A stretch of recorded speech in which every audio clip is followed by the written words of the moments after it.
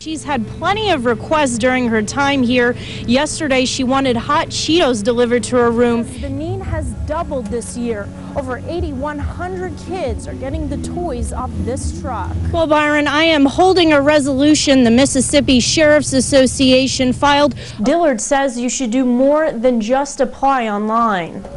He says it also helps to drop off your resume in person. Hinds County husband and wife are accused of taking advantage of a girl. Investigators say the man repeatedly raped the teen. Well, as you can see behind me, federal agents are now out here today trying to piece together what exactly caused this helicopter to go down. Now take a look at some of these bargains that they were waiting for. Over here, we got jackets like this that are 55% off. Drivers need to be especially careful for black ice because even though you can't see it on the roads, it is dangerous. Cold temperatures and snow have already moved into our area. Right here in the metro, snow flurries started falling Friday night just after 7, and they didn't stop. This is where we've raised our kid. This is our first house that we've been together. It's crazy how the bed just melted. Sean and Nikki Gerald's home is now blackened and barely recognizable. This is our little boy's room.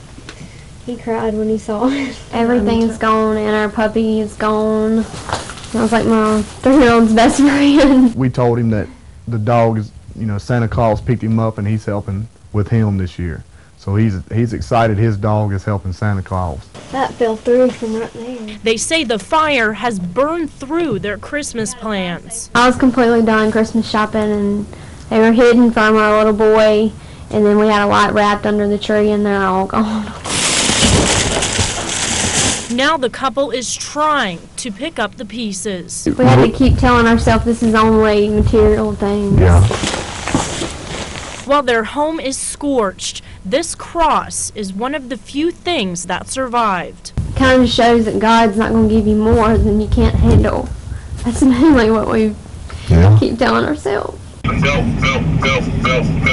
They move in without warning. 5 out of 3. Jackson police are taking down drug users in this neighborhood. We're going to be posing as drug dealers, and we're going to arrest the Johns. It's like a reverse thing. We're going to arrest them for coming in the neighborhoods and purchasing drugs. We advise PD2 units to stay out of the area. They say many come here to buy anything from crack to ecstasy.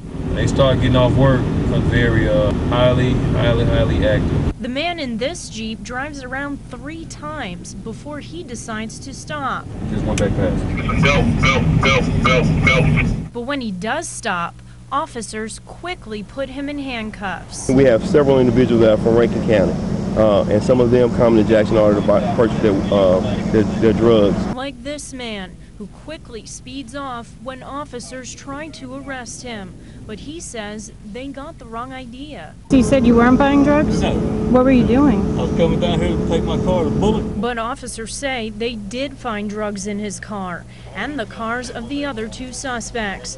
Jackson police hope these arrests will teach others a lesson. The next time that someone decides they want to buy drugs in the city of Jackson, their local drug dealer might just be a police officer. Heather Burke, WJTV News Channel 12. It's just an awesome feeling to be able to feed the homeless. Trays are filling up at Stew Pot. We're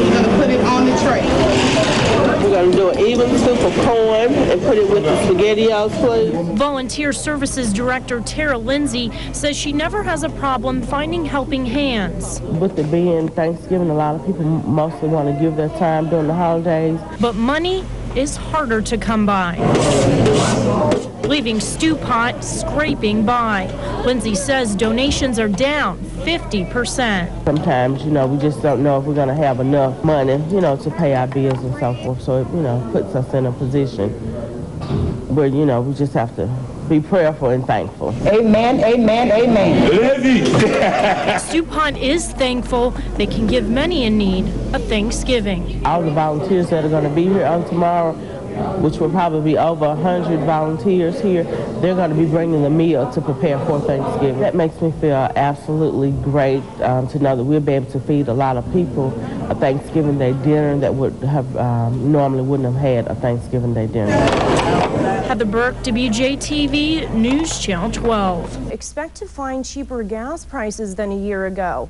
In Jackson, the average price for regular unleaded is about $2.36 a gallon. Hinds County is working on balancing its budget. Despite some reports claiming the county is facing layoffs and budget problems, one county supervisor we talked with says there's no truth to it. Robert Graham tells us the county's money flow depends on when taxes owed come into the county. 2 Jackson police officers are being investigated for fighting with one another. The fight reportedly broke out Wednesday afternoon near a daycare center on McWillie Drive. Police say the 2 officers, a man and a woman, are involved in some kind of relationship. Now, there are shelters open in Jackson tonight for people who need a safe place to stay warm. 2 shelters are available for men, the Brumfield Shelter and the Gateway Rescue Mission. Both are on South Gallatin Street. A women's shelter is available at Matt's house on Adele Street. The day after Italian jurors found out Seattle student Amanda Knox guilty of murder, her family is vowing to set her free. The 22-year-old burst into tears when the verdict was read, screaming, "No, no, no," as she was led away in handcuffs.